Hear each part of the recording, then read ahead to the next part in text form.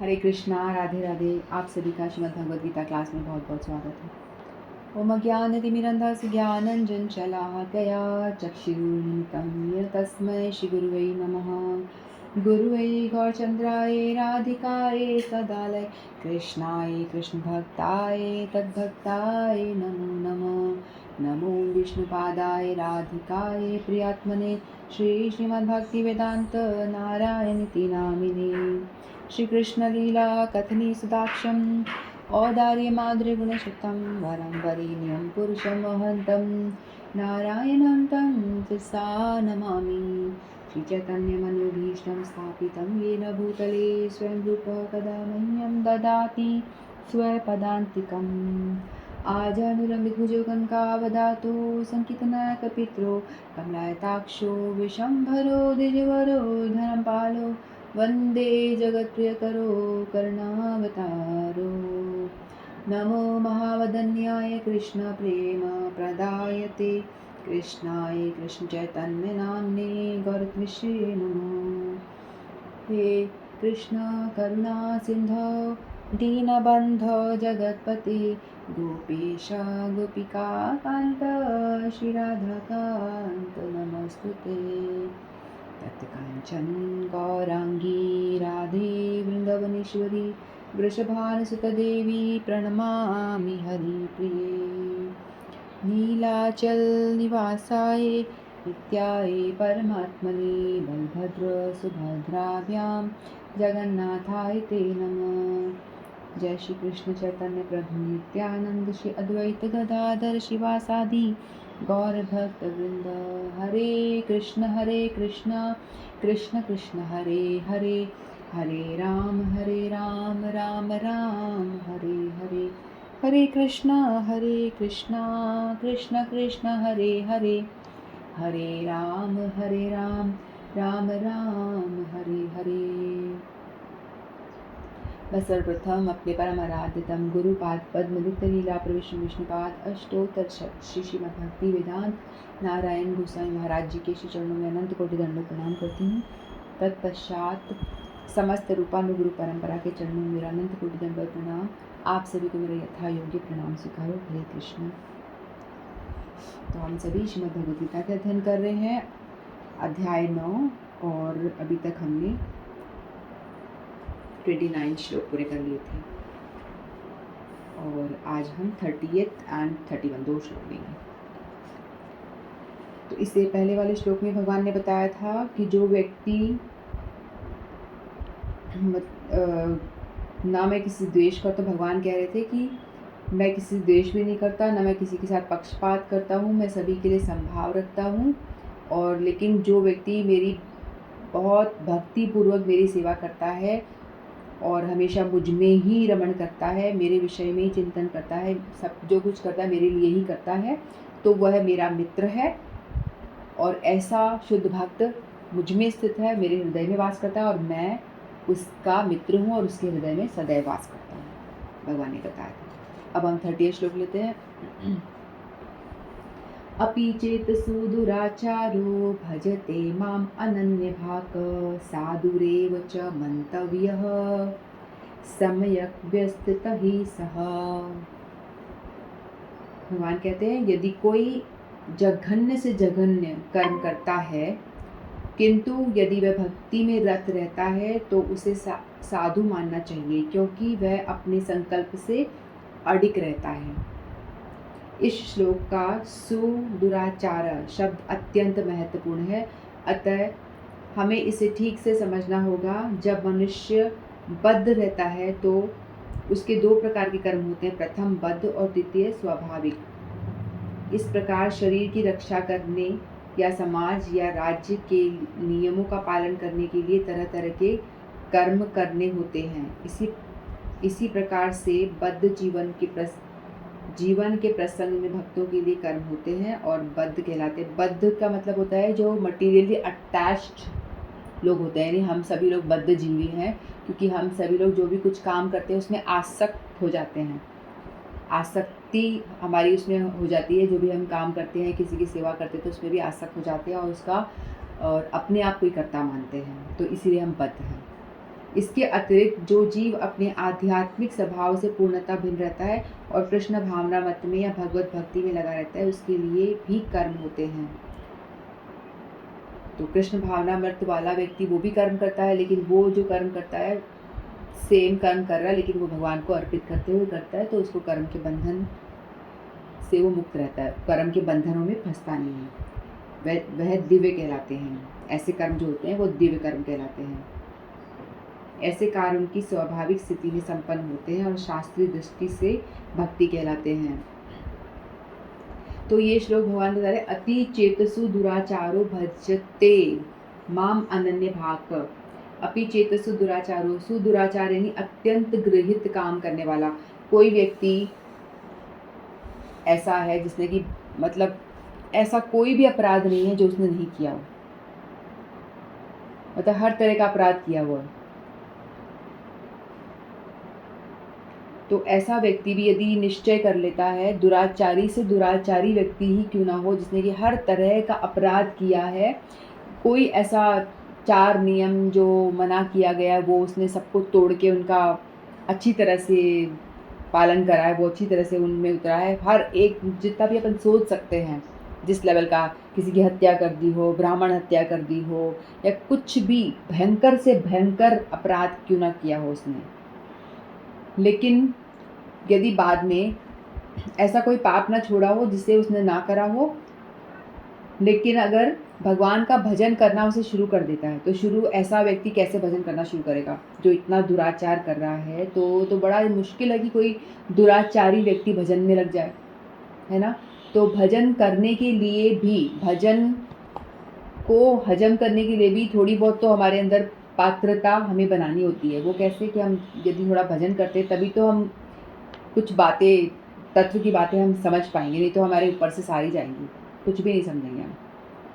तो लेकिन ऐसा मान लो कभी ऐसा हो गया कि उस व्यक्ति को साधु संग मिल गया, किसी भक्त का संग मिल गया, और उसको समझ में आई बात कि भाई मैं अभी तक तो जो कर रहा था ये तो बहुत ही जघन्य अपराध कर रहा था, और इसका मुझे बहुत ही बुरा रिजल्ट मिलने वाला है, और मुझे पता नहीं कितने सारे नरकों में डाल दिया जाएगा, और कितने सारे गरम गरम तेल की उबलती हुई कढ़ाई में डाल के मेरा पता नहीं क्या पकोड़े और पूड़ी तली जाएगी, पता नहीं। तो हो सकता है ना कि नरकों में तो ऐसा ही हाल बताया गया हुआ है, खोलते हुए तेल में डाल देते हैं, ऐसा ऐसा बहुत सारा डिस्क्रिप्शन नरकों का दिया हुआ है श्रीमद् भागवतम में। तो यदि जब उसको ये समझ आती है तो वो कहता है कि भाई मुझे अब नहीं करना ऐसा अपराध। वो अपराधी है, लेकिन सौभाग्यवश या पिछले जन्मों के कुछ ऐसे संस्कारवश उसको भक्तों का संग मिल जाए, तो उसकी बुद्धि यदि बदल जाती है और वो कहता है कि अभी तक मैंने जो अपराध करे, लेकिन आज के बाद मैं कुछ नहीं करने वाला। वो निश्चय करता है, ऐसा निश्चय करता है कि मैं आगे से अब ऐसा अपराध नहीं करूँगा और मैं भजन करना शुरू करूँगा। ठीक है, यदि वो ऐसा निश्चय कर लेता है, मन में ऐसा दृढ़ संकल्प करता है कि मुझे अब भगवत प्राप्ति ही करनी है, उसको भगवान में उसकी एकदम श्रद्धा अटूट बैठ जाती है कि नहीं, उसको ये बात अच्छी तरह समझ में आती है कि भाई मैं सेवक हूँ और भगवान ही जो है सर्वश्रेष्ठ है, तो हमें भगवान की ही भक्ति करनी चाहिए। वो एक चीज़ समझ में आ गया, और उसने निश्चय कर लिया है कि मैं अब भगवान की भक्ति करना आरंभ कर दूंगा। तो भगवान कहते हैं कि ऐसे व्यक्ति को, चाहे उसने इतना दुराचार करा है जिसके विषय में अपन सोच भी नहीं सकते, हर लेवल का उसने पाप करा हुआ, हत्या कह लो, कुछ भी कह लो, लेकिन यदि वो साधु संग उसे मिल जाता है और वो उसकी जो चेतना है वो जग जाती है और वो भजन करना शुरू कर देता है, तो भगवान कहते हैं कि उसको तुम साधु ही मानो। भगवान हमारे को बहुत ही बड़ा आश्वासन दे रहे हैं, है ना। हम लोगों को हम बहुत ही बड़ा आश्वासन दे रहे हैं कि भाई तूने अभी तक जो करा ठीक है, तूने बहुत सारे पाप करे, ये करा वो करा, और अभी हम जब भगवद गीता पढ़ रहे हैं हमें समझ में आ रहा है कि भैया ये तो हमने तो बहुत गलत काम कर दिया। जैसे कल ऋतिका मुझसे पूछ रही थी कि मैंने जो एकादशी अभी समझ में आया तो शुरू करी है, पहले तो मैंने करी ही नहीं, इतने सालों से तो मैं पाप ही खा रही थी, तो क्या मुझे उसका पाप मिलने वाला है क्या। तो ये तो एकादशी की बात ही, वो तो बहुत ही छोटी सी बात है, अनजाने में, अज्ञानता में ऐसा हुआ। लेकिन जो व्यक्ति पाप कर रहा है वो भी अज्ञानता में ही करता है, क्योंकि उसको पता नहीं होता है ना कि वो नरक में जाएगा। अगर उसको समझ में आ जाए इस बातों को तो वो डरेगा, वो करेगा ही नहीं। तो जो भी पाप करता है व्यक्ति अज्ञानतावश ही करता है। तो इसीलिए एकादशी तो बहुत ही छोटी सी बात है, तो भगवान यहाँ बता रहे हैं कि बड़े बड़े अपराध जो हत्या है, गौ हत्या है, ब्राह्मण हत्या है, इस लेवल की जो हत्याएं हैं, दुराचार है, ऐसा व्यक्ति भी यदि साधु का संग पाता है, अनायास उससे कोई साधु टकरा जाए और उसकी कथा सुन करके और उसका हृदय परिवर्तन होता है और दृढ़ निश्चय कर लेता है कि आज के बाद नहीं, बहुत हो गया पाप, आज के बाद नहीं, बस, तो भगवान कहते हैं कि उसे तुम साधु ही मानो। ऐसा नहीं कि भविष्य में वो साधु बनेगा, ये भी नहीं भगवान कह रहे। भगवान कह रहे हैं वो बन गया साधु, इसी क्षण बन गया साधु, क्योंकि उसने निश्चय पक्का कर लिया।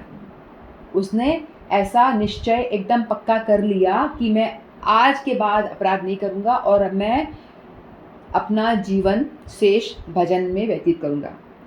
ठीक है, लेकिन ऐसा होता है कि वो व्यक्ति, उसने इतना पाप किया होता है, इतना पाप किया होता है, उसका जो दिमाग है सिन यानी अपराधों से भरा होता है, सिंफुल माइंड है उसका, तो उसमें जो अपराधी लोग होते हैं उनके मुंह से भगवान का नाम नहीं निकलता, वो भजन ठीक से नहीं कर पाते। ठीक है, हमने देखा है ना कई दफ़ा, कितने भी लोग होंगे, कुछ टाइम हो बैठे होंगे, कुछ दुनिया भर की बातें कर लेंगे, कुछ बोलते रहेंगे। जैसे एक बुढ़िया थी, ठीक है, वो मरने जा रही थी, उसने पूरी ज़िंदगी अपनी क्या करा, इधर उधर की बातें करी, चुगली चाटा, ये वो अनशंड बकवास, फालतू चीज़ें ही करी ज़िंदगी में, भगवान का नाम जप ऐसा कुछ भी नहीं करा। अब उसका मरने का समय आया, मरने का समय आएगा तो व्यक्ति तो मरेगा ही, है ना। तो मरने के टाइम पे उसका जो पोता था तो वो बड़ा मतलब थोड़ा अच्छा समझदार था, और बेटा पोता सब इकट्ठे हुए। तो बेटा कहता है कि माँ, उसको इतना तो पता था कि जब मृत्यु आती है उस समय भगवान का नाम लेना चाहिए, भगवान नाम सुनाना चाहिए, ताकि जो मरने वाले की गति है अच्छी हो। तो वो उसको कहता है कि माँ राम राम बोलो, माँ राम राम बोलो, माँ राधे राधे बोलो, माँ श्याम श्याम बोलो।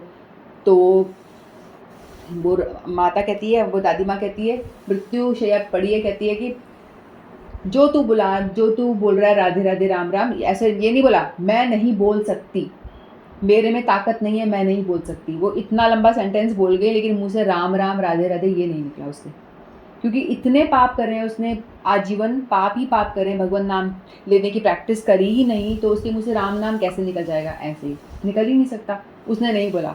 जो पोता था थोड़ा स्मार्ट था, इंटेलिजेंट था, तो वो आके बोला, माँ क्या नहीं बोल सकती, दादी तो क्या नहीं बोल सकती, बताना तो क्या नहीं बोल सकती। उसको लगा बोलेगी मैं राम नहीं बोल सकती, मैं राधा राम नहीं बोल सकती, ऐसे बोलेगा उसको लगा पोते को। तो पोता अपना दिमाग लगा रहा था, बोला दादी क्या नहीं बोल सकती तू, कि कैसे भी करके उसके मुंह से भगवान का नाम उच्चारण करवा दें, ताकि वो मरते टाइम भगवान का नाम ले पाए।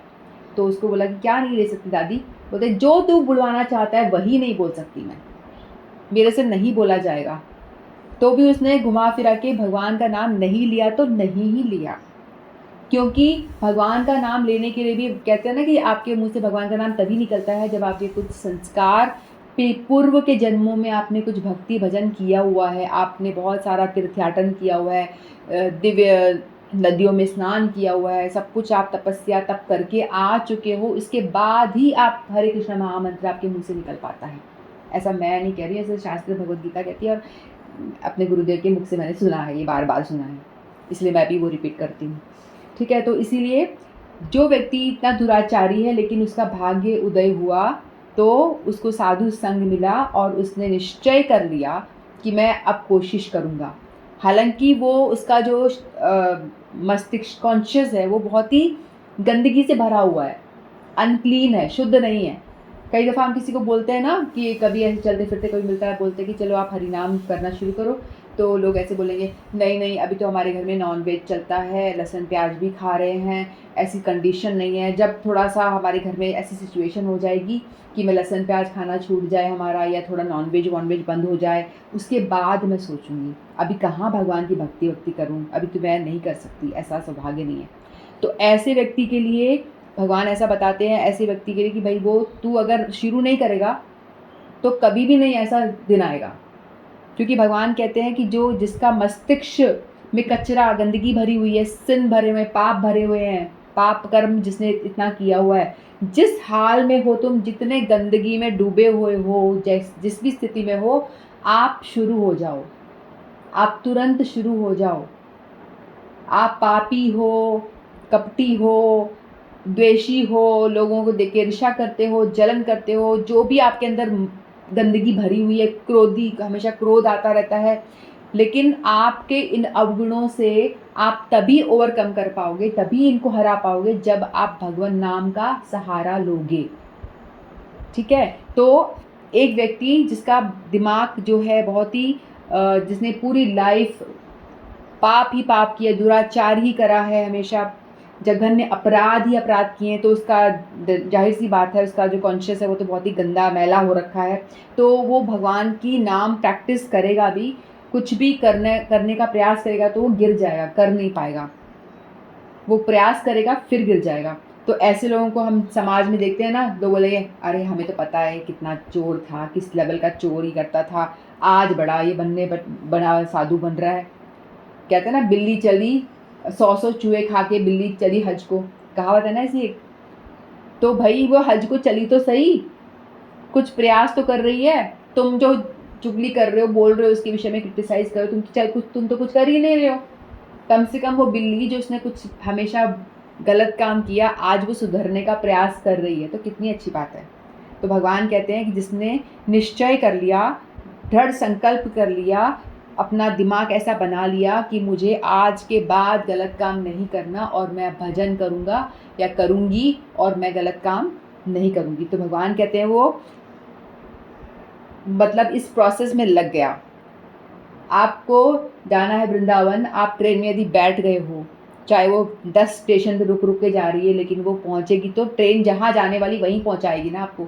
आप भजन में लग गए हो, भगवान कहते हैं ना, नेहा विक्रम नाशुस्ति प्रत्यवायो न विद्यते स्वल्पमपस्य धर्म से त्रायतो महत्तो भयात्। यानी आपने भक्ति करना स्टार्ट कर दिया। भगवान कहते हैं भगवान इटर्नल है, वैसे ही भगवान की जो भक्ति है वो भी इटर्नल है, उसका भी कभी नाश नहीं होता। जिसने नाम लेना शुरू कर दिया है उसके पास वो हमेशा बनी रहेगी। यदि पापी व्यक्ति ने एक बार हरे कृष्णा बोल दिया तो उसके पास वो बना रहेगा, जाएगा नहीं, उसका नाश नहीं होगा कभी भी। हमने प्रोग्राम में इतनी बार बोल दिया, वो हमारे पास हमेशा रहेगा, हमेशा रहेगा। तो इसीलिए यदि वो उस ट्रेन में बैठ गया है, गोलोक धाम जाने वाले ट्रेन में बैठ गया है और हरि नाम शुरू कर दिया है, बार बार वो गिर रहा है, फिर वो खड़ा हो रहा है, फिर वो गिर रहा है, फिर वो खड़ा हो रहा है, क्योंकि उसका जो मस्तिष्क है, उसका जो माइंड है बहुत ही सिंफुल है, उसके पाप अपराध इतने करे हैं कि वो अपराध उसको भजन करने नहीं देते, बार बार आड़े आ जाते हैं। कभी वो किसी और फिसल जाता है, कभी वो किसी और फिसल जाता है, कभी भजन करना छोड़ देता है, फिर वो दोबारा से अपने आप को मोटिवेट करके फिर वो खड़ा हो जाता है। तो ऐसे व्यक्ति को यदि वो ट्रेन में बैठ गया है गोलोक की, तो वह गोलोक पहुंचेगा ही पहुंचेगा। ठीक है, तो भगवान कहते हैं कि ऐसे व्यक्ति को तुम साधु ही समझो। उसको यदि तुम साधु नहीं समझोगे तो क्या होगा, दोष लगेगा हमें, क्योंकि हम उसको साधु नहीं समझ रहे, तो भगवान कहेंगे कि तुम दोषी हो। तो इसीलिए हमें भगवान एक, जैसे हमने की चैतन्य चरितामृत में देखा ना, जगाई मघाई का एग्जाम्पल, जो जगाई मधाई जो होते हैं, जगनानंद और माधवानंद कुछ इनका नाम होता है, बड़े ब्राह्मण होते हैं ये लोग, लेकिन संगत ऐसी होती है कि ये लोग बहुत ही दुराचार में उतर जाते हैं। चैतन्य चरितामृत की कथा, तो उसमें बहुत हर तरह के अपराध जो भी अपन सोच सकते हैं उस लेवल के अपराध वो करते हैं। फिर बाद में चैतन्य महाप्रभु आते हैं, नित्यानंद प्रभु हरिदास ठाकुर जी के साथ में वहाँ आते हैं। फिर वो उनको भी बोलते कि, कहते कि एक बार हरि नाम बोल, उनको कोई बताता है वहाँ मत जाओ, वहाँ जाओगे तो वो इतने पापी अपराधी हैं, आपको वो मार देंगे, आपके साथ बुरा व्यवहार करेंगे, तो आप ऐसा मत, वहाँ मत जाओ। तो कहते कोई बात नहीं, यही तो एक राइट कैंडिडेट है। जो व्यक्ति पुण्यात्मा है, शुद्ध आत्मा, जो भजन ऑलरेडी कर रहा है, उसको तो बोलेंगे बड़ी इजीली बोल देगा वो। उसको बुलाया तो क्या बुलाया। जो फेलियर है, जो बच्चा बिल्कुल क्लास में फेल हो रहा है, टीचर ने उसको पढ़ा के टॉपर बनाया तो वो टीचर कुछ काम की टीचर है। और बच्चा ऑलरेडी इंटेलिजेंट है, उसका दिमाग ऑलरेडी शार्प है, उसको पढ़ा के तुम टॉपर बना रहे हो, तो तुमने क्या करा। तो भगवान कहते यही, नित्यानंद प्रभु कहते यही एक राइट कैंडिडेट है जिसको कि मुझे हरिनाम देना है। तो उसके पास जाते हैं और उसको बोलते हैं कि हरि नाम बोलो, एक बार हरि बोल, बोल हरि, बोल हरि। तो वो बोलते कि भागो, 2-3 बार बोलते हैं भाग यहाँ से, भाग यहाँ से। नहीं मानते। फिर बाद में नित्यानंद प्रभु बार बार आते हैं, बोलो हरि, भज गौरांग, भज भज गौर, ऐसे बोलते हैं। तो फिर वो उठा के पत्थर मार देते हैं उनके मुंह पे। नित्यानंद प्रभु के जोर से वो जगाई बधाई जो बधाई है उठा के पत्थर मार देते हैं उनके मुंह पे, तो उनके ब्लड निकलने लग जाता है। लेकिन उनका जो शरीर होता है वो तो सच्चिदानंद है, उनके अंदर कोई हड्डी मांस ये सब नहीं है, लेकिन वो ऐसी लीला करते हैं कि उनके अंदर खून निकलता है। नित्यानंद प्रभु यानी बलराम जी साक्षात हैं, तो फिर गौर महाप्रभु यानी राधा कृष्ण जो एक इकट्ठे होकर बनते हैं, फिर वो उनको जैसे पता चलता है तो उनको गुस्सा आता है, बोल कृष्ण ही है ना वो, तो बोलते चक्र लाओ, मेरे नित्यानंद को, मेरे बलराम को कैसे किसने प्रहार कर दिया, किसकी मजाल हुई। चक्र बुलाते, चक्र आ जाता है। तो नित्यानंद प्रभु कहते हैं, अरे प्रभु तुम शांत हो जाओ, तुम्हारा ये अवतार मारने के लिए नहीं हुआ है, तारने के लिए हुआ है। आप लोगों को मारोगे नहीं, दैत्यों को असुरों को आप डायरेक्ट नहीं मारोगे, लेकिन उनके अंदर बैठा जो दैत्य असुर है ना, जो उनसे पाप करवा रहा है, हमारे अंदर बैठा हुआ जो वैशी जो भी दैत्य रूपी जो हमारे अंदर अवगुण बैठे, अनर्थ बैठे हैं ना, क्रोध, लोभ, मोह, मद, मत्सर, ये सब जो बैठा है, इसका आप नाश करो। यानी व्यक्ति को मारो नहीं। चैतन्य महाप्रभु ने अपने इस अवतार में किसी को मारा नहीं, हर एक को तारा है। तारा कैसे? उनकी जो मानसिकता है उसी को बदल कर दिया, उनको चेंज कर दिया भगवान ने। फिर दूसरे ने बोला कि नित्यानंद प्रभु ने उनको रोका कि आप मार नहीं सकते, आपका जन्म ये जो आपने अवतार लिया है इसलिए नहीं लिया। तो वो शांत हो जाते हैं। फिर कहते हैं, अरे देखो ये दूसरे वाले भाई ने, जगाई ने, तो एक ने मुझे मारा, लेकिन दूसरे ने मुझे बोला कि अरे क्यों मार रहा है, तो साधु है। तो चैतन्य महाप्रभु बड़े खुश, अरे तूने ऐसा बोला, तूने मेरे नित्यानंद के लिए ऐसा बोला, तू कितना अच्छा, ऐसे करके उसको मैं तेरे को प्रेम दान दूंगा, यानी कृष्ण प्रेम दान दूंगा। तो फिर उन दोनों ने भगवान के चरण पकड़ते हैं, तो भगवान दोनों को आशीर्वाद देते हैं, उनको क्षमा कर देते हैं नित्यानंद प्रभु जी के कहने पर। फिर बाद में वो दोनों क्या बनते हैं, बहुत बड़े वैष्णव बन जाते हैं। वैष्णव यानी जो भगवान की भक्ति करते हैं वो वैष्णव बन जाते हैं। और फिर उनको भगवान आदेश देते हैं कि तुमने जितने पाप करे हैं इतने बुरे, लेकिन अब तुम ऐसा करो कि घाट में, गंगा जी की घाट पे जाकर के जो भी साधु संत वहाँ पे नहाने आते हैं उनकी हेल्प करो, उनको पानी पकड़ाओ, उनको कपड़े पकड़ाओ, जो भी जिस तरह से सेवा बने आप उनकी संतों की सेवा करो। तो इस तरह से वो बड़े ही अच्छे डिवोटी बन जाते हैं और भगवान उन पे, चैतन्य महाप्रभु उन पे कृपा करते हैं। तो ऐसा इस श्लोक के माध्यम से भगवान ये बताना चाहते हैं कि कितना भी दुराचारी से दुराचारी व्यक्ति क्यों ना हो, यदि वो भजन करना शुरू कर देता है तो धीरे धीरे भजन करते करते करते क्या होता है, वो व्यक्ति अंदर जो उसकी वासना होती है, हम लोग देखो गंगा नदी में स्नान करके आते हैं, प्रयाग में सभी लोग स्नान करने गए, पाप धो करके, तो सब आगे डेफिनेटली गंगा नदी जो है संगम, वहाँ पे पानी जो है बहुत पाप धोए हैं हमारे। लेकिन हम वापस आकर के दोबारा से हमने पाप करना शुरू कर दिया। हाथी नहा कर आया लेकिन बाद में कीचड़ में फिर लौट गया, फिर नहाया फिर कीचड़ में लौट गया। तो हमारा भी वही स्थिति होती है। हम लोग भी गंगा में स्नान करके आगे पाप तो धोए आते हैं, लेकिन आने के बाद हमारी जो पाप करने की प्रवृत्ति वो थोड़ी ना खत्म हो गई, हमारी आदत थोड़ी बदल गई है, वो तो जो है वो की वही है। इसीलिए जो अगर व्यक्ति भजन करता है, भक्ति करता है, तो हरि नाम महामंत्र करते करते करते करते क्या होता है, आप इंटरनली आप चेंज हो जाते हो। आपके अंदर पाप करने की जो प्रवृत्ति है, जो अंदर से आ रहा है कि पाप करूं, इसके साथ ये करूं, गलत करूं, वो खत्म हो जाता है। जब वो खत्म हो जाएगा तो व्यक्ति अपने आप ही भक्त बन जाएगा और अच्छे गुण उसके अंदर आ जाएंगे। भक्त के अंदर अच्छे गुण आते ही आते हैं, क्योंकि भक्ति का यही एक उसका फल है, रिजल्ट है। तो इसलिए जो व्यक्ति कितना भी पापी क्यों ना हो, कितना भी पाप से जड़ा सना हुआ क्यों ना हो, कीचड़ में सना हुआ क्यों ना हो, जैसे कमल का पुष्प है, कीचड़ के अंदर रह कर के भी उसको कीचड़ टच नहीं करता। कमल बिल्कुल अपना अस्तित्व बहुत ही सुंदर पुष्प के रूप में बनाए रखता है, कीचड़ से वो बिल्कुल अटैच नहीं होता। ऐसे ही व्यक्ति, हम लोगों को भी वैसे ही रहना चाहिए, संसार रूपी कीचड़ में आसक्त ना होकर के अपने आप को कमल की तरह ऐसे रखना चाहिए। तो इसीलिए जो भक्ति करेगा वो धीरे धीरे शुद्ध हो ही जाएगा। और भगवान कहते हैं एक दिन वो धर्मात्मा बन ही जाएगा, तो उसको साधु ही कहो। और भजन करने से पूरे अपराध माफ़ हो जाते हैं, ऑलरेडी सारे अपराध जो होते हैं वो सब माफ़ हो जाते हैं। तो इसलिए चाहे पिछला मत सोचो, मैंने इतना पाप किया, मैंने ये करा, अब करूँगा तो क्या, अब मैं करूँगी तो क्या, पिछले वाला क्या। भगवान कहते हैं पिछले वाला मैंने सब माफ़ कर दिया, मैं ही माफ़ करने वाला हूँ, मैं ही करता रहता हूँ, मैं ही महान सृष्टि का रचयिता हूँ, अनंत अनंत कोटि ब्रह्मांड का रचयिता मैं हूँ, मैं क्या नहीं कर सकता, सब माफ़ तेरे, सब माफ़, तू बस मेरी शरण आ जा, जितना ही पाप किया वो सब कुछ खत्म तेरा। तो भगवान इतना बड़ा आश्वासन दे रहे हैं, तो भी यदि हम लोग भजन ना करें तो हमारे लिए तो भैया शर्म की बात है। भगवान और क्या क्या बताएं, अपना कितना बता रहे हैं, मैं ये कर दूंगा, मैं वो कर दूंगा, इतना सा चढ़ा दो, पुष्प चढ़ा दो, मैं अपना लूँगा, और फिर भी हमारी मति भजन में नहीं लगती, भगवान का नाम लेने में नहीं लगती। भगवान कहते ही नहीं भाई नहा धो के नाम जप ले मेरा, वो भी नहीं। भगवान कह रहे भैया ठीक है, सड़ा गला जैसा भी पड़ा है वैसे ही पड़े पड़े ले ले तू। तो इतना छूट दे दिया भगवान ने, इतनी छूट दे दी।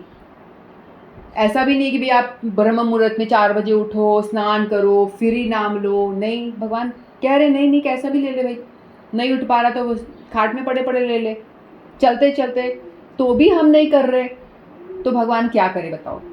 भगवान बेचारे सोचते हैं कि इन मेरे बच्चों को कैसे भी वापस मैं अपने धाम लेकर आ जाऊं, लेकिन हम लोग तो कहते हैं नहीं, हम तो नहीं करेंगे, हम तो उल्टी बातें ही करेंगे, आपका नाम में क्या पड़ा है, हमारा उल्टा हिसाब है। तो इसे हम सबको चाहिए कि भाई भगवान हमें इतना कोशिश कर रहे हैं, भगवद गीता के माध्यम से बता रहे हैं, तो हम लोगों को भगवान की ओर बढ़ना चाहिए। नेक्स्ट श्लोक लेते हैं।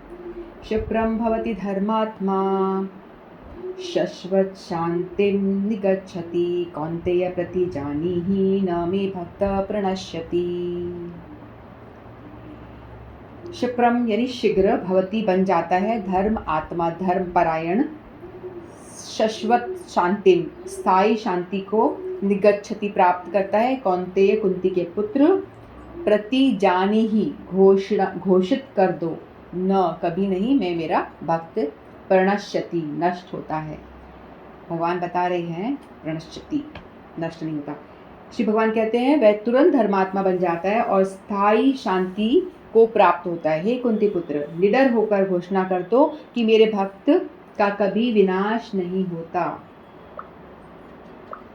इसका कोई दूसरा अर्थ नहीं लगाना चाहिए। 7वें अध्याय में भगवान कहते हैं कि जो दुष्कर्मी दुष्कृति है वे भगवत भक्त नहीं हो सकता। बताया ना दुष्कृति, इस बार पहले वाले श्लोक में भगवान ने आश्वासन दिया ही है, कितना भी पापी क्यों ना हो, भजन मेरा आश्रय ग्रहण कर लेता है तो मैं सब माफ़ करके उसको बड़े प्रेम से उसको सब क्षमा कर देता हूँ और उसको साधु ही समझो। कितनी बड़ी बात भगवान कह रहे हैं। जो भगवत भक्त नहीं है उसमें कोई भी योग्यता नहीं होती। वह यह तब प्रश्न यह उठता है कि संयोगवश या स्वेच्छा से निंदनीय कर्मों में प्रवृत्त होने वाला व्यक्ति किस प्रकार भक्त हो सकता है। यह प्रश्न ठीक ही है, जैसा कि 7वें अध्याय में कहा गया है, जो दुष्ट आत्मा कभी भक्ति के पास नहीं भटकता उसे कोई सद्गुण नहीं होते। श्रीमद् भागवत में भी इसका उल्लेख है। सामान्यतः 9 प्रकार के भक्ति कार्यों में युक्त रहने वाला भक्त अपने हृदय को भौतिक कल्मश से शुद्ध करने में लगा होता है। यह भगवान को अपने हृदय में बसाता है, फलतः उसके सारे पाप पूर्ण कल्मश धुल जाते हैं। निरंतर भगवान का चिंतन करने से वह स्वतः शुद्ध हो जाता है। वेदों के अनुसार ऐसा विधान है कि यदि कोई अपने उच्च पद से नीचे गिर जाता है तो अपनी शुद्धि के लिए उसे कुछ अनुष्ठान करने होते हैं, किंतु यहाँ पर ऐसा कोई प्रतिबंध नहीं है, क्योंकि शुद्धि की क्रिया भगवान का निरंतर स्मरण करते रहने से पहले से ही भक्त के हृदय में चलती रहती है। अतः हरे कृष्ण कृष्ण कृष्ण हरे हरे, हरे राम राम राम हरे हरे, इस मंत्र का अनवरत जप करना चाहिए। यह भक्त को आकस्मिक पतन से बचाएगा। इस प्रकार वह समस्त भौतिक कल्मशों से सदैव मुक्त रहेगा। तो इस श्लोक में भगवान बता रहे हैं क्षिप्रम भवति, वह व्यक्ति शीघ्र ही धर्मात्मा बन जाता है जो इस तरह जो निश्चय कर लेता है कि मैं भगवान का भजन करूँगा, चाहे वो कितना ही पापी हो, तो उसको साधु ही मानो। और अब बता रहे हैं कि वो जल्दी ही धर्मात्मा बन जाएगा, क्योंकि वो उस ट्रेन में बैठ गया है जहाँ वो डेस्टिनेशन लेके जाना है उसको, जो उसका फाइनल डेस्टिनेशन है। तो जो ट्रेन में बैठ गया तो वो वहाँ पहुँचेगा ही एक दिन, तो है ना। चाहे वो ट्रेन में कितने ही ब्रेक स्टेशन पे उतरना पड़े तो भी, तो इसीलिए उसको जल्दी ही वो धर्मात्मा बन जाएगा। तो भगवान कह रहे हे कुंती पुत्र, तुम निडर होकर घोषणा कर दो। अब भगवान कुंती पुत्र को कह रहे हैं घोषणा करने। कुंती पुत्र जो कुंती महारानी जो अर्जुन जी की माता जी हैं, वो बहुत ही भगवान की भक्त थी, इसलिए भगवान याद दे रहा है तुम्हारी माता जी कितनी भक्त थी, कितनी भी कैसी भी परिस्थिति आई, कितनी भी कठिनाई, कितनी परेशानी उनके जीवन में आई, लेकिन उन्होंने भगवान की भक्ति को नहीं त्यागा और भगवान में अपना अटूट विश्वास, अनन्य श्रद्धा विश्वास हमेशा बनाए रखा। उनकी लाइफ में बहुत कष्ट आए ना, हम देखते हैं ना, जल्दी ही उनके पति की मृत्यु हो जाती है, उनके बेटों के साथ में भी कितना बुरा बुरा होता है, बार बार मारने का प्रयास किया जाता है, महाभारत में हमको पता ही है। तो भगवान यहाँ पे बता रहे हैं, इस श्लोक के माध्यम से भगवान 3 चीज़ बताना चाह रहे हैं कि पहला तो ये कि चाहे कोई सुदुराचारी भी क्यों ना हो, अगर अनन्य भक्ति के प्रभाव से साधु बन जाएगा। चाहे कितना ही दुराचार जिसने किया हो, तो यदि वो अनन्य यानी भगवान पे लेकिन एकनिष्ठ भक्ति होनी चाहिए, झूठ मूठ का नहीं, एकनिष्ठ भक्ति, श्रद्धा, एकदम निष्ठा से भगवान को मानना है, मुझे तो यही करना है बस ये। तो एकनिष्ठ भक्ति, अनन्य भक्ति होगी तो उसको साधु वो बन ही जाएगा। ठीक है। फिर दूसरा भगवान बताते हैं कि ऐसे व्यक्ति को शाश्वत शांति प्राप्त होगी। जो भजन करता है उसको शांति प्राप्त तो होती ही है। देवी देवताओं के प्रति कोई अपराध होता है तो उसके लिए बहुत बड़ा बड़ा अनुष्ठान बताया जाता है। कोई दोष हो गया, पितर दोष हो गया, ये हो गया, तो उसके लिए बड़ा बड़ा आपको यज्ञ करना पड़ता है, ब्राह्मण बिठाओ और बहुत लंबा लंबा कुछ कई दिनों का अनुष्ठान वगैरह करते रहते हैं, कुछ होता है ना, तो विधि विधान का पालन करना पड़ता है। तो उसके बाद भी पता नहीं कि देवता लोग प्रसन्न होंगे, कुछ गारंटी नहीं है। तो डिफ़िकल्ट है, मुश्किल प्रोसेस हो जाता है। लेकिन भगवान कहते हैं कि जो भक्ति में, जो भगवान कृष्ण की भक्ति कर रहा है उसके लिए तो बहुत ही सरल है कि बस महामंत्र बोलो। वो उसमें महामंत्र के उच्चारण में भी गड़बड़ है तो भी कोई प्रॉब्लम नहीं, भगवान कहते हैं कि तो भी कोई बात नहीं। तो बिहारी टोन में हरे कृष्णा बोलो या अंग्रेजी एक्सेंट में बोलो या मारवाड़ी में बोलो या कोई सी में भी बोलो, मैं उसे अपना नाम ही समझ के उसे ग्रहण करूँगा। तो भगवान कहते हैं कि तुम बस मेरा नाम लो, भाव ये होना चाहिए कि मुझे पुकार रहे हो बस, तो तुम मुझे प्राप्त करोगे। तो भगवान कहते हैं कि भक्ति इतनी सरल है, इतनी सरल है, बस महामंत्र बोलो, हो गया काम बस। तो भी हम लोग महामंत्र को पकड़ते नहीं हैं। तो ऐसा व्यक्ति शाश्वत शांति को प्राप्त करेगा। जो बार बार हरि नाम करेगा तो उसके अंदर से जो भी अपराध हैं वो धीरे धीरे अनर्थ खत्म होने शुरू हो जाते हैं। वो हमारे हृदय का मार्जन करना शुरू कर देता है। ये नाम जो है इरेजर की तरह काम करता है। जितना हम नाम जपेंगे, हमारे अंदर जितना भी क्रोध, लोभ, मोह, मत्सर, ये सारा जो भरा पड़ा है, ये धीरे धीरे धीरे धीरे कम होना शुरू हो जाता है। तो कम होगा तो अपने आप दिव्य शांति अनुभव होगी और व्यर्थ का कोई स्ट्रेस भी नहीं होगा, कोई टेंशन भी नहीं होगी। जो भगवान का नाम जपेगा ना उसको, क्योंकि वो भगवान पे आश्रित होता है। जो भक्त होता है वो क्या होता है, देखो, जो ज्ञानी है, ध्यानी है, योगी है, वो लोग क्या होते हैं, ये एक माता पिता के बड़े बच्चे के समान होते हैं, बड़े बेटे के समान। और जो भक्त होता है वो छोटे बेटे के समान होता है। छोटा जो बालक होता है ना, जो अपने आप से कुछ भी नहीं कर पाता है, उसको खाना खिलाना है तो माता को ही खिलाना पड़ेगा, पानी पिलाना है तो माँ को खिलाना पड़ेगा, सब कुछ माँ बोलती है ये बड़े दो तो ठीक है अपने आप कर लेते हैं, इनको छोड़ो, ये तो अपना ध्यान खुद रख पाते। लेकिन ये छोटा वाला है ना, कुछ कर नहीं पाता, ये तो मुझ पर पूर्णतया आश्रित है और इसको तो मुझे स्पून फीडिंग करनी पड़ती है। मैं कपड़े पहनाऊंगी तो ही वो पहनेगा, मैं नहलाऊंगी तो ही वो नहाएगा, मैं खिलाऊंगी तो ही खाएगा, नहीं तो भूखा पड़ा रहेगा। तो मुझे तो माँ हमेशा उसका चिंतन करती रहती है कि इस छोटे वाला मेरे बिना क्या होगा उसका, क्योंकि वो छुटकू माँ पे आश्रित है। तो माँ भी चिंतन 24 घंटे उसी का करती है। तो इसीलिए कहते हैं जो भक्त होता है ना, वो भगवान का छोटा वाला बच्चा होता है। तो भक्त और जो ज्ञानी और योगी होते हैं भगवान के बड़े बच्चे होते हैं। वो कहते हैं कि हम अपने आप ध्यान कर लेंगे, हम अपने आप कर लेंगे, ठीक है। तो भगवान उनकी ओर देखते भी नहीं है। लेकिन जो भक्त, ये भक्त होता है ना, वो छोटा बच्चा रहता है, वो अपना कुछ करता ही नहीं, उसको अपना शरीर का होश नहीं है, अपना कमाने का होश नहीं है, उसे बस भगवान की भजन करने में ही लगा रहता है। वो पूर्णतया भगवान पे आश्रित है। हमने देखा था ना, योगम क्षेम्यम महाम्यम, जो भगवान को कहता है कि मैं तो बस भगवद गीता का रोज पारण करूँगा, रोज पढ़ूंगा, रोज हरिनाम जप करूँगा, भगवान को पसंद करूँगा, भगवान ने गीता में कहा है, वो अपना ध्यान रखते हैं। तो विश्वास है मुझे, रखेंगे भगवान मेरा ध्यान। फिर 2-3 दिन देखता है कि भगवान तो ध्यान रख ही नहीं रहे, फिर उसकी अश्रद्धा होती है तो भगवान क्या फिर थोड़ा वो लाइन को काट देता है, गलत लिखा है भगवान ने, सही बात नहीं है। और मान लो भगवान वाहन यानी उठाकर बोझा उठा कर लाते हैं, वो भी गलत लगता है, उनको लगता है कि उठाएंगे क्यों, भगवान खुद क्यों करेंगे, उनके इतने सारे लोग हैं तो किसी को बोल देंगे, वो ले आएगा, किसी को बोल देंगे ना। लेकिन भगवान खुद करते हैं। तो वो हमने कथा पढ़ी सुनी थी ना, अर्जुन आचार्य की कथा, तो उस भगवद गीता पढ़ते थे, वो श्लोक को काट देता है वो। फिर अर्जुन भगवान ही कृष्ण अर्जुन ही छोटे बालक के रूप में आते हैं और बोझा उठा के लाते हैं, क्योंकि भगवान ने लिखा है कि मैं वाहनीय, मैं उठा बोझा लेता हूँ, अपने भक्त का हर एक बोझ मैं उठाता हूँ, क्योंकि भक्त पूरी तरह मुझ में आश्रित है। खाने का होश नहीं, पीने का होश नहीं, खाना भगवान देंगे तो खाऊंगा, मेरा तो बस एक ही काम है, इस दुनिया में आया हूँ तो भगवान की भजन करना, मैं कृष्ण का हूँ और कृष्ण के लिए ही हूँ। उसका भाव है मैं कृष्ण का दास हूँ, मेरा जन्म सिर्फ कृष्ण की सेवा के लिए हुआ, कृष्ण जो है मालिक है और मैं जो हूँ दास हूँ। तो हम सभी जो वैष्णव होते हैं उनके नाम के पीछे भी दास लगा होता है, अपनी औकात पता चलती है। जैसे अजय कृष्ण दास, मेरा अनंग मंजरी दासी, इस तरह से दास दासी नाम होता है। तो आपको अपनी औकात समझ में आए कि तुम दास दासी हो, तुम्हारा और कोई अस्तित्व नहीं है। तो ये चीज़ समझ में आती है इस चीज़ से। तो जो भक्त होता है छोटा बेटे की तरह, वो हमेशा भगवान के नाम पुकारता रहता है, माँ माँ माँ करता रहता है, बच्चे की तरह भगवान का नाम पुकारता है। तो भगवान भी देखते हैं कि भाई क्या ज़रूरत है इसको, क्या इसकी नीड है, तो वो भगवान भी माँ की तरह उस छोटे बच्चे का ध्यान रखती है। उसी तरह से माँ भी भक्त का एक छोटे बालक की तरह खूब ध्यान रखती है, उसकी क्या कुछ कमी ना रह जाए, उसके पास जो है मटीरियल उसका रक्षा करती है, या स्पिरिचुअल भक्ति है उसकी भी प्रोटेक्शन करती है, और जो नहीं है वो उसे प्रोवाइड करते हैं भगवान।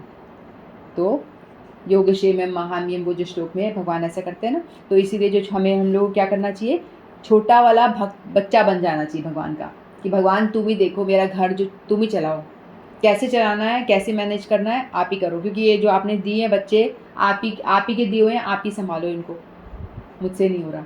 हर काम भगवान पे ढोल दो, अपना सर पे जिम्मेदारी की गठरी लेके मत जाओ, मैं करूँगा तो ही ये काम होगा, मैं चलाऊँगा बिजनेस तो ही होगा, मैं ये करने वाली तो ही होगा, मेरे बिना क्या होगा, ये सोचना बंद करो। तुम कुछ नहीं हो, बस सोचो कि भगवान तुम्हारा बिजनेस है, तुम संभालो, जैसे चलाओगे वैसा ठीक, फेल करोगे तो फेल सही, सक्सेस दोगे तो सक्सेस सही। तो हर स्थिति में वो भगवान पे आश्रित होता है। फिर भगवान लास्ट में कहते हैं कि अर्जुन को कह रहे हैं कि आप डिक्लेयर करो कि मेरे भक्त का कभी पतन नहीं होगा।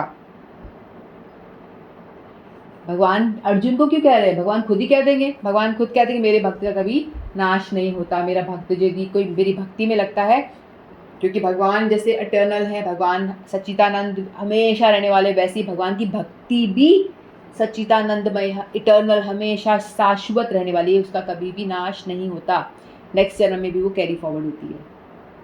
ये बात तो अपने क्लियर बैठी हुई दिमाग में अभी तक है ना। तो इसलिए भक्ति का नाश नहीं होता। तो भगवान अर्जुन को क्यों कह रहे हैं, खुद क्यों नहीं कह रहे हैं, भगवान इसलिए अर्जुन को बोल रहे हैं, हे अर्जुन तुम मेरे भक्त हो, कौन्तेय तुम कुंती महारानी के पुत्र हो, तुम्हारी माता जो बहुत ही अच्छी शुद्ध डिवोटी है, तुम उनके भक्त हो, तो तुम भी एक बहुत अच्छे डिवोटी हो, तो तुम डिक्लेयर करो कि मेरे भक्त का कभी नाश नहीं होता, मेरा भक्त कभी भी उसका कुछ नहीं घसता, यदि वो पतन भी बीच में हो जाए, करते करते रुक भी जाए, लेकिन जितना उसने कर लिया है वो तो उसके पास बना ही रहता है, वो कहीं नहीं जाता है। अर्जुन को इसलिए कह रहे हैं क्योंकि भगवान कहते हैं कि मेरा तो कोई भरोसा नहीं है। भगवान ने महाभारत के युद्ध में मैं हथियार नहीं उठाऊंगा प्रण लिया था, लेकिन भगवान के जो भक्त हैं चारों तरफ फैले हुए हैं, भगवान को जो भजता है भगवान उसको भी छोड़ते नहीं है। ज्ञानी लोग भी भगवान के ओर बढ़ते हैं, है ना, योगी लोग भी भगवान की ओर बढ़ते हैं। तो जिस तरह से बढ़ रहे हैं वो उस तरह से उतने लेवल से भगवान ही बढ़ रहे हैं, लेकिन उनको तो सभी को देखना है। जितने भी लोग हम जैसे लोग भी पुकारते तो हमारा भी वो भगवान सुनते हैं। तो भगवान कहते हैं मेरा भक्त यदि कुछ मुझसे डिज़ायर करता है तो मैं तो अपनी जो प्रतिज्ञा भी तोड़ देता हूँ। तो महाभारत के युद्ध में भीष्म पितामह ने कहा, भगवान कृष्ण कहते हैं कि मैं हथियार नहीं उठाऊंगा।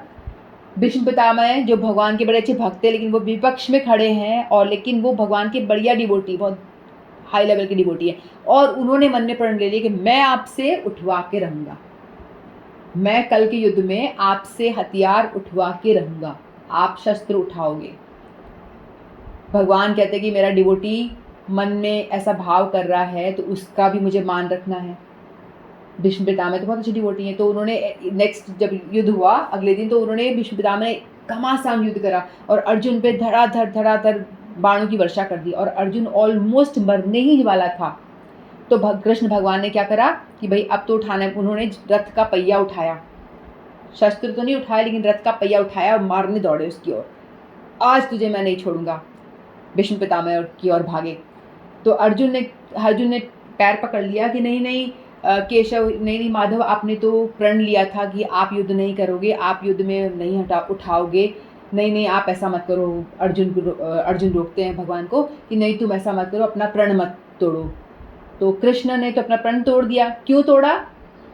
क्योंकि सामने जो भीष्म पितामह खड़े हैं वो उनका भक्ति इतनी ज़्यादा है और वो भी चाहते हैं कि मैं आज अपने भगवान से हथियार उठवाऊंगा, शस्त्र उठवाऊंगा। और जैसे ही उन्होंने चक्का उठा के उनकी ओर मारने भागे, भीष्म पितामह ने हाथ जोड़ दिया और प्रणाम किया कि और हे केशव, आपने मुझे बड़ा कृतज्ञ, मतलब बहुत ही प्रसन्नता प्रदान करी, आपने शस्त्र उठा लिए, मुझे यही चाहिए था, आपको बस मुझे कुछ हाथ में मुझे मारते हुए उठाते हुए देखना था, तो मैं समर्पण करता, आप अब आके मुझे मार दीजिए। तो भगवान कहते हैं कि मैं तो अपने भक्त के लिए अपनी प्रतिज्ञा तोड़ देता हूँ, लेकिन मेरा भक्त कुछ कहेगा तो मैं उसको टाल नहीं सकता। तो इसलिए भक्तों की ही तो डिज़ायर पूरी करने के लिए उन्होंने अपना प्रतिज्ञा तोड़ के उठा लिया चक्का, रथ का पहिया उठा लिया। तो यदि मेरा भक्त कुछ कहेगा तो उसको मैं नहीं टाल पाऊंगा। मैं अपना तो प्रतिज्ञा तोड़ दूंगा, लेकिन मेरा भक्त कोई प्रतिज्ञा करता है तो उसको मैं नहीं तोड़ पाऊंगा। इसीलिए भगवान कहते हैं कि हे कुंती पुत्र, हे कौन्तेय, आप कहो कि मेरे भक्त का कभी विनाश नहीं होता, वो कभी नष्ट नहीं होता। न मे भक्त प्रणश्यति, जो मेरा भक्त बन जाता है उसका कभी भी नाश नहीं होता। इसीलिए भगवान ने अर्जुन को बोला कि आप प्रतिज्ञा लो, मेरी प्रतिज्ञा पे मुझे खुद को भरोसा नहीं है। ठीक है, तो भगवान इतने मर्सीफुल हैं, इतने कृपामय दयामय हैं, जो अपने भक्तों के लिए कुछ भी करने को तैयार होते। तो हम लोगों को भी चाहिए कि हम भगवान की भक्ति ढंग से करें, भगवान की और बढ़े, जहाँ बहुत ही कम करने पे हमें बहुत ज़्यादा मिलता है कि नहीं। आपको कोई बीमारी हो रही है, बहुत ज़्यादा भयंकर बीमारी कुछ हो रही है, किसी ने बोल दिया कि आप नींबू पानी बना लो और डेली 1 गिलास पी लो, आप बिल्कुल ठीक हो जाओगे। और दूसरा किसी के पास जा रहे हैं, बोले कि सुबह 4 गोली लेना, सुबह नींबू का ये बना के पीना, दोपहर के टाइम में नारियल खाना, इस टाइम पे ये करना, फिर ये दवाई लेना, फिर वो दवाई लेना, फिर एक इंजेक्शन लगाना, फिर बाद में ये करना वो करना, 50 प्रोसेस बता देगा। तो हमें लगा हाँ ये कुछ बड़ा विधि बता रहा है, तो ये कुछ चीज़ है जो वैदिक होता है ना, वो बड़ी विधि बताते हैं, हाँ इसमें कुछ बात है। नींबू पानी पीने में क्या बात है? नींबू पानी पीने से कोई स्वस्थ होता है? नहीं, कुछ बड़ा विधि विधान बताओ, कुछ लंबी चौड़ी सी कुछ बताओ तो कुछ मज़ा भी आए, तब तो लगे हाँ बीमारी ठीक हो रही है। तो वही हमारा हाल है। तो हम लोग हवन, ये सब वैदिक विधि विधानों के ऊपर फंसे रहते हैं, ये करेंगे वो करेंगे। भगवान कह रहे हैं कि नींबू पानी पियो आराम से, बिल्कुल स्वस्थ हो जाओगे, कोई प्रॉब्लम नहीं होगी। तो वो नींबू पानी जैसा, मतलब आसानी से आप फिट एंड फाइन रहोगे, इम्यूनिटी स्ट्रांग हो जाएगी आपकी, कोई प्रॉब्लम नहीं होगी। इस तरह से हरि नाम आप रोज लोगे तो आपकी डेफिनेटली इम्यूनिटी भी स्ट्रांग हो जाएगी।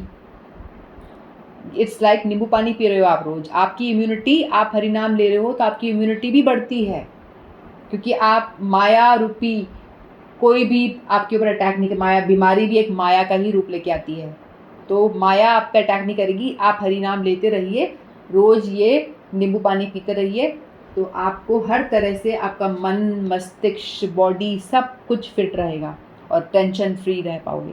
तो भगवान ने एक बहुत अच्छा उपाय बताया हुआ है भगवद गीता के माध्यम से। तो हम सभी को चाहिए कि हम सभी लोग रोज की रोज हरि नाम जप करें। इतना ही करके वाणी को विराम देती हूँ। वांछा कल्पतरुभ्यश्च कृपा सिंधुभ्येव च पतितानां पावनेभ्यो वैष्णवेभ्यो नमो नमः। श्रीमद् भगवद गीता की जय। आप सभी की जय।